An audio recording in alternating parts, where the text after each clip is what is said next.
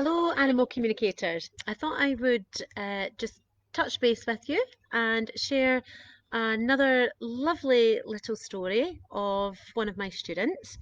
So today I'm sharing Dale's experience. Dale had been on the programme for a little while and was wanting to really get started with her case studies for me to critique, but she had a few issues with her confidence, and I'm sure you can relate to that. And if you can, just put a smiley face in the comments below.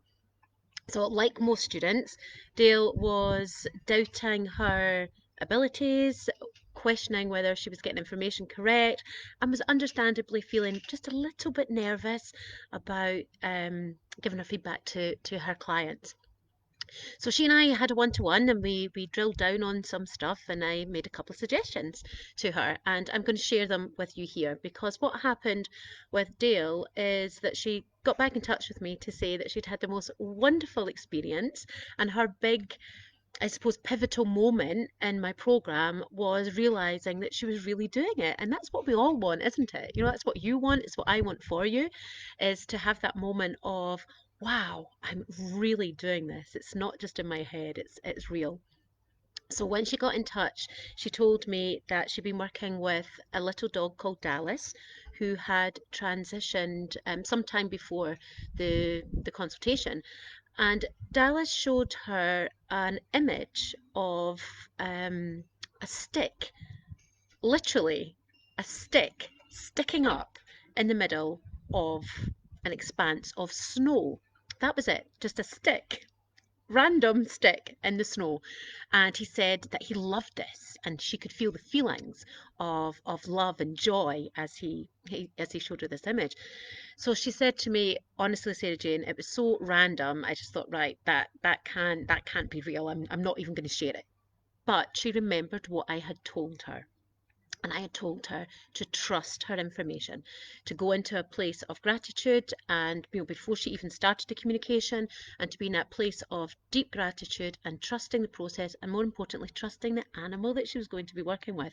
So she had done all of that, and she trusted the information, remembered what I'd said, and she told the Guardian that she'd been sent this image from Dallas with this random stick in the snow. And she was absolutely, totally blown away. The Guardian was blown away. The Guardian was completely like, whoa.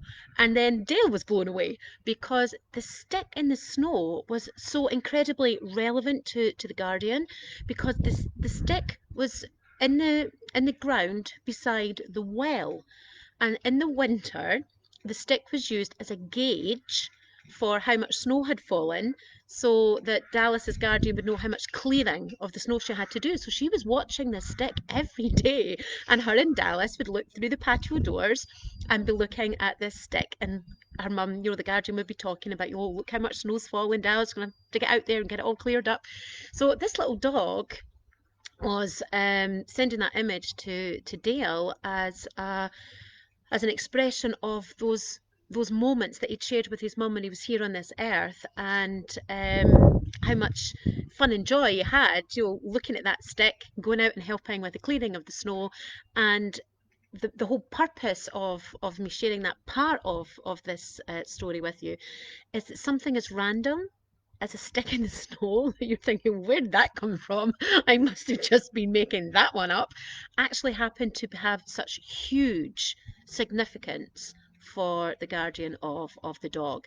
So my two pieces of I don't want to say advice, but my suggestions to Dale when we had done our one-to-one coaching call were, amongst some other things, the main things I'd said to her was, to get into gratitude and get into trust. That's the first thing that I want to share with you. Follow her, follow the steps that she followed so that you can have those same experiences as well.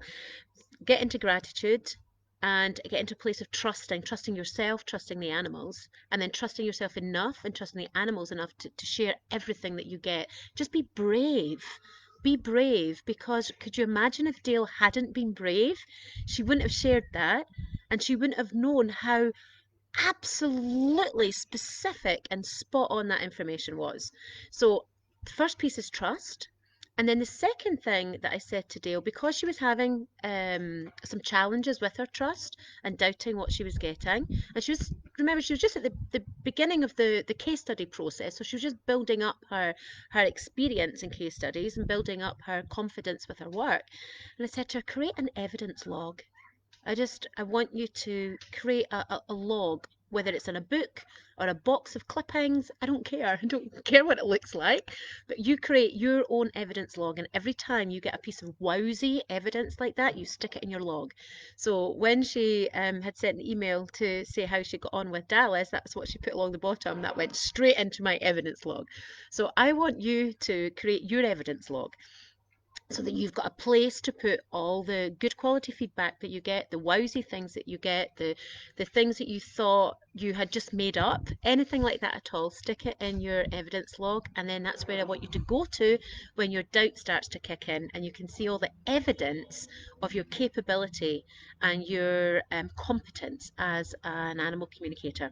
So, what I'd love for you to do is, if any part of this story has resonated for you, whether it's that you lack confidence, you sometimes doubt what you get, or you want to have that moment of getting it right. Maybe you've had a moment like that. Maybe you've had a moment like Dale. If you have, stick a smiley face in the comments below. If you want a moment like that, if you want to experience what Dale's just experienced, stick a smiley face in the comments below. And if you like the idea of creating an evidence log, just type "I'm on it" or "I'm doing it" or something like that, just so I can see how many of you have been inspired by Dale's lovely story. And if you want more top tips like this one around confidence, remember, in my animal communication group, which is called Animal Communication Practice Group, there's a whole section on confidence building tips and techniques that you can see in there. And if you like the sound of that, stick a smiley face in the comments. Till next time, bye.